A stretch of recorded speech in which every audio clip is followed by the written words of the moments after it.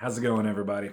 Welcome to another episode of Steven Talks, and today I'm going to talk about some more movies from the 1980s that I love. I was a child of the 80s, so that decade holds a very special place in my heart, and movie-wise, it was just full of gold, as far as I'm concerned. Ideally, I would love to make one gigantic video where I talk about all of my favorite 80s movies, but that would last like 7 or 8 hours. So I'm probably just going to randomly, make these little small chunks of my favorite 80s movies. So today I'm going to talk about four of them. And I'm going to start it off with a movie from Joe Dante. Joe Dante is one of the greatest directors ever. And in the 80s, he was just giving us priceless material, one after the other. In the beginning of the decade, he gave us The Howling, which is one of the greatest werewolf movies ever made. Right after that, he gave us Gremlins, which is one of my favorite movies of all time. I will probably save Gremlins for like a Christmas movie video that I'll do later in the year. Not long after Gremlins, he gave us Explorers, which was a movie that I ate up as a kid. And then at the end of the 80s, he gave us this next movie that I'm going to talk about. Again, one of my favorite movies of all time, one of my favorite comfort movies of all time. I've seen this so many times, it's ridiculous. And that is The Burbs. The one and only Burbs. This is the story of an eclectic and eccentric cast of characters who all live in a cul-de-sac in the middle of like every town USA. They all mow their lawns, they do their yard work, they, are nice and polite to each other's faces. But in in this cul-de-sac, there is one house that stands out because it is this huge, dilapidated, spooky, haunted house looking house. In which a family called the Klopeks live. And no one in the cul-de-sac has ever met the Klopeks. They've never even seen the Klopeks. Except for a little boy who has seen the Klopeks at night in the backyard digging in the middle of like a thunderstorm. But Tom Hanks plays Ray, the guy who lives right next door to the Klopeks. And as the movie progresses, him and his friend Art kind of become convinced that the Klopeks are up to no good. So they start doing all these things to try to spy on the family. And, the situations just snowball. And the question is, are the Klopeks bad people? Or are they just, kind of people that live a hermetic lifestyle and don't really want to be around a bunch of people that are constantly spying on them and gossiping about them. But the movie's so much fun. It's one of those, I guess you could call it like a spooky comedy. The score for the movie is these big, like booming pipe organs, kind of like in Candyman, which adds this like gothic feel to this silly comedy and is perfect. I love the score to The Burbs. This is one of the last movies that Tom Hanks would do before he became Tom Hanks, one of the biggest movie stars in the entire world. And he's fantastic in it. He is goofy as hell. He understood the assignment. It's actually full of a lot of recognizable faces. Carrie Fisher, Princess Leia, plays his wife in the movie. Corey Feldman is like the little stoner neighbor kid dude. Rick Dukeman plays Art. Bruce Dern is the military guy. Like it's just it's a wonderful cast, a wonderful movie. Like I said, I can't recommend it enough.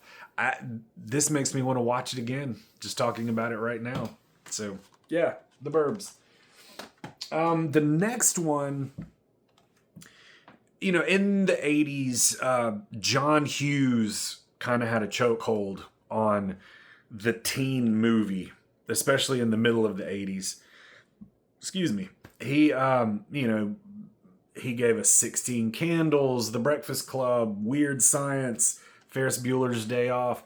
Then there were a couple of movies that he didn't direct. He wrote the script and produced them, but didn't direct them. One of those was Pretty in Pink. And then there was this next movie, which of all of those teen movies of that time, this is my personal favorite. And that's Some Kind of Wonderful. I love Some Kind of Wonderful. This movie stars Eric Stoltz as a dude who he's in high school and he is overly sensitive and very artistic, which according to 80s movie logic means you are a social pariah in high school. His best friend, Watts, Mary Stuart Masterson, is his tomboy best friend who pretty much is just totally in love with the guy. She can't tell him that, though, because she doesn't want to scare him off. But he has got his eyes set on Leah Thompson, the great Amanda Jones, because who in the 80s didn't have their eyes set on Leah Thompson at the time? But the movie just, I don't know, of all of those John Hughes teen movies, this one I think feels the most grounded, Like, The Breakfast Club has its issues going on with it and stuff, but, other than that, you've got, like, Ferris Bueller, which that's just a heightened version of high school. As realistic as Weird Science is, that also tends to not really be an adequate portrayal of high school. But Some Kind of Wonderful, just it feels more realistic in its own way. The cast is fantastic. The soundtrack is unbelievable. I love the soundtrack to Some Kind of Wonderful. And my cat agrees. That is Mouse, my cat Mouse, who apparently wants something right now. But Some Kind of Wonderful. It's wonderful, for lack of a better word.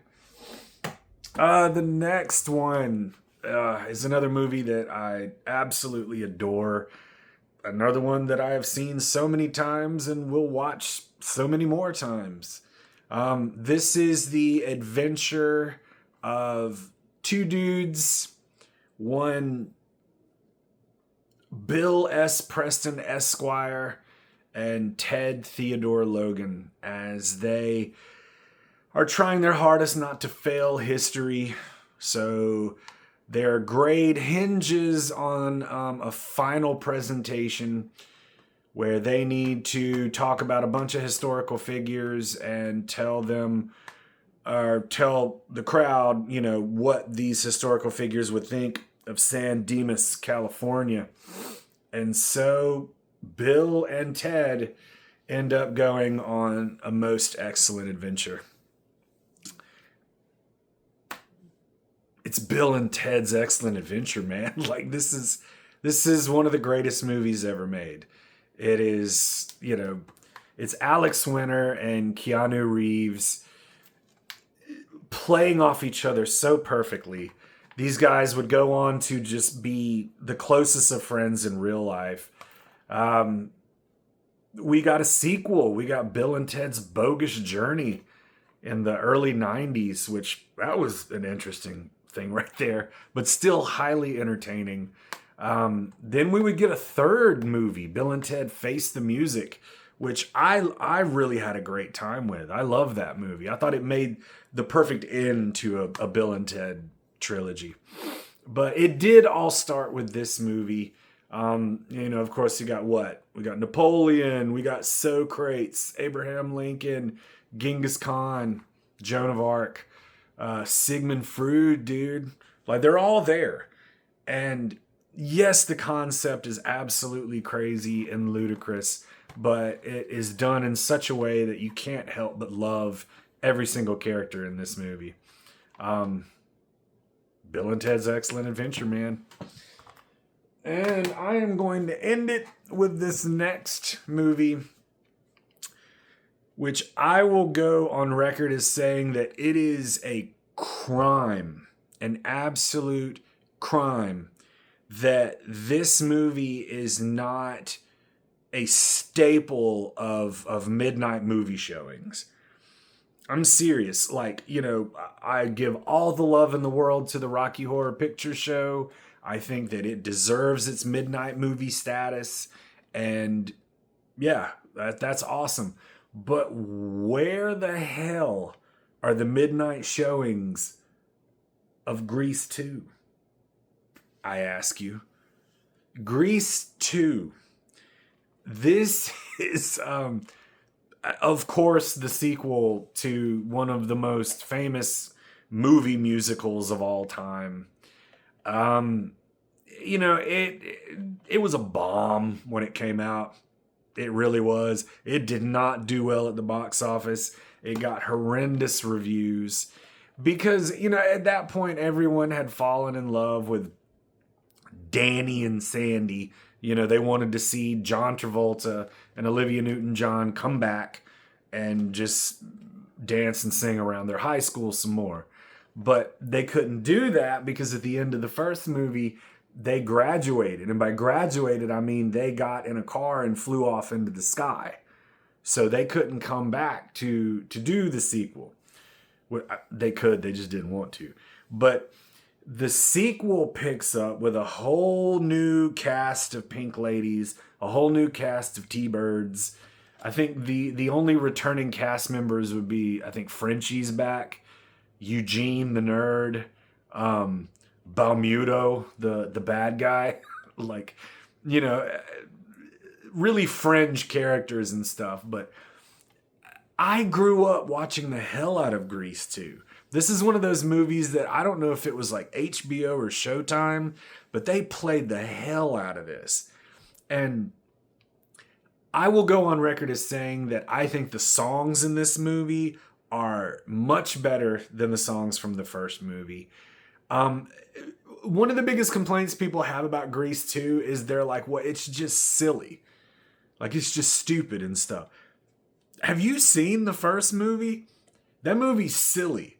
Like, let's not mince words here, man. I know that everyone has kind of rose-tinted glasses when it comes to Grease, but I mean, that movie's silly as hell. You know, you really can't argue that it's not. But Grease 2 is just as much in the same vein.